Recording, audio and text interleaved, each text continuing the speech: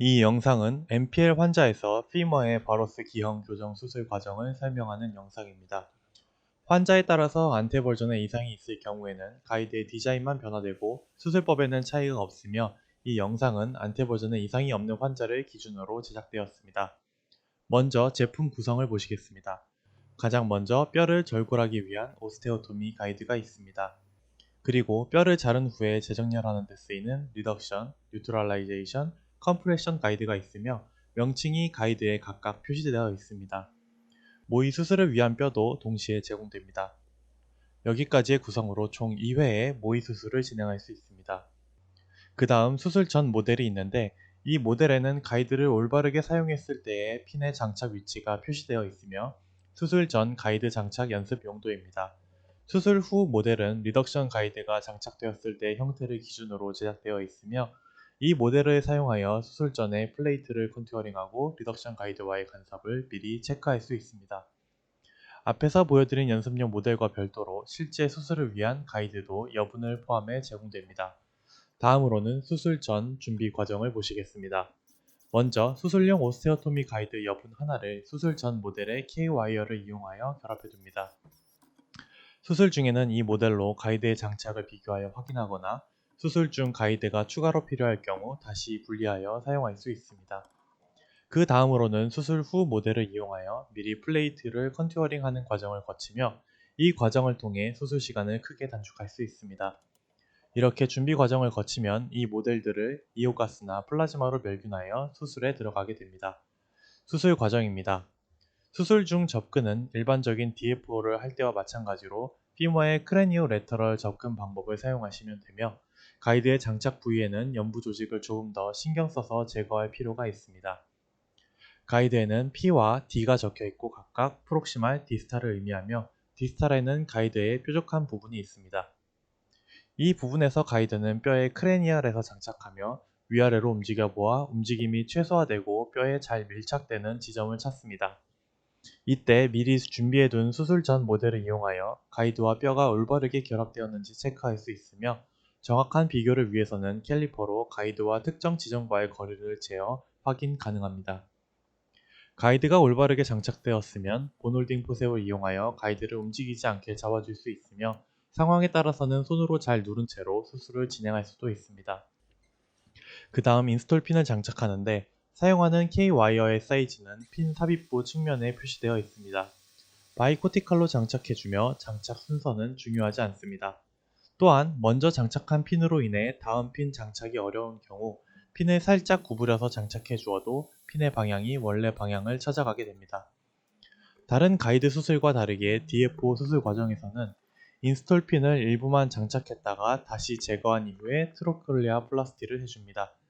인스톨 핀 홀을 미리 만드는 이유는 트로클리아 플라스티를 한 이후에는 가이드의 장착 위치를 찾기 힘들 수 있기 때문이고 트로클리아 플라스티를 DFO 이전에 함으로써 트로클리아를 성형하는 과정에서 임플란트의 고정이 약해지는 것을 예방할 수 있습니다. 트로클리아 플라스티가 끝났으면 다시 기존의 홀을 이용해서 가이드를 장착하고 가이드를 이용해서 나머지 인스톨 핀을 장착합니다. 다음은 사이드 핀 장착입니다. 사이즈는 삽입부 측면에 표시되어 있으며 이 핀은 가이드의 이탈을 방지해주는 것이 주 목적이므로 모노코티컬로만 장착해도 충분합니다. 그리고 소울을 사용 시 간섭을 없애기 위해서 사이드 핀을 잘라줍니다. 짧게 잘라주는 것이 좋으며 나중에 와이어 트위스터를 이용하여 잡을 수 있을 만큼의 길이만 남겨줍니다. 그 다음 오스테오토미 블락을 연결해주는 브릿지를 와이어 트위스터를 이용하여 제거합니다. 절골 과정에 이용할 수 있는 팁이 한 가지 있습니다. 보시는 것처럼 정확한 절골을 위해서는 소우의 평면이 절골 블록과 밀착되는 것이 중요합니다.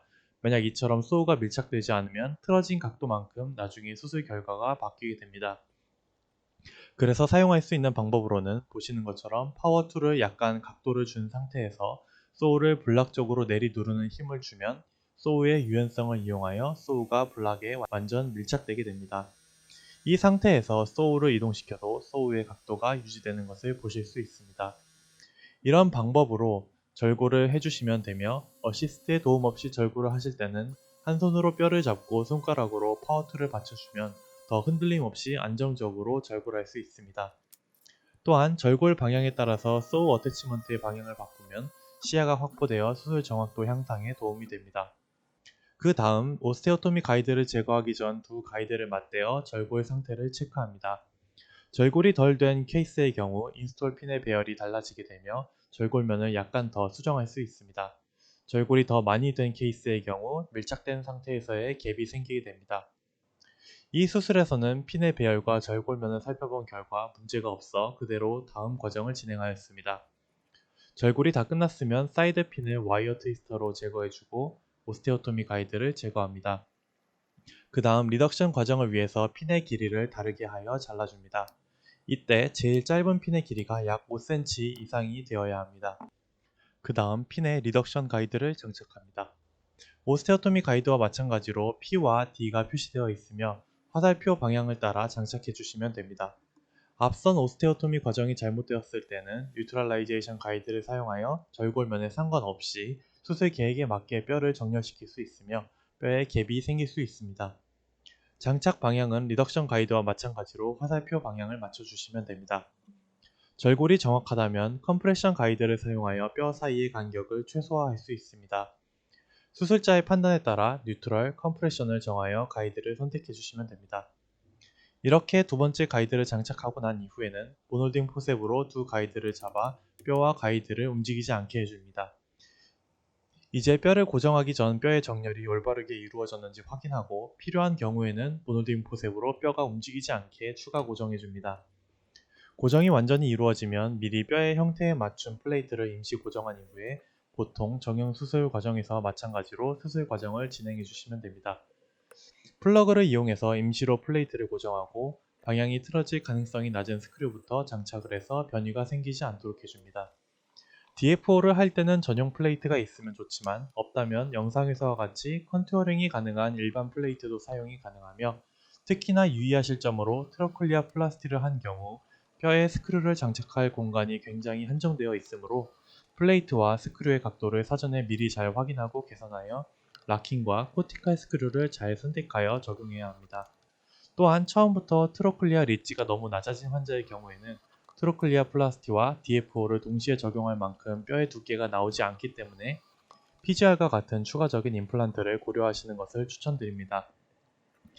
플레이트 고정이 완전히 끝났으면 가이드를 제거하고 인스톨핀을 모두 제거해 주시면 되며 만약 플레이트 고정 과정에서 인스톨핀에 의한 간섭이 있을 경우에는 간섭이 없는 자리에 스크류를 먼저 고정하고 가이드와 인스톨핀을 모두 제거한 이후에 스크류를 장착할 수 있습니다.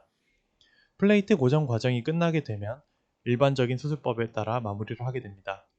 리허설 모델과 수술 후 모델을 비교해보면 계획한 대로 수술이 이루어졌음을 확인할 수 있습니다.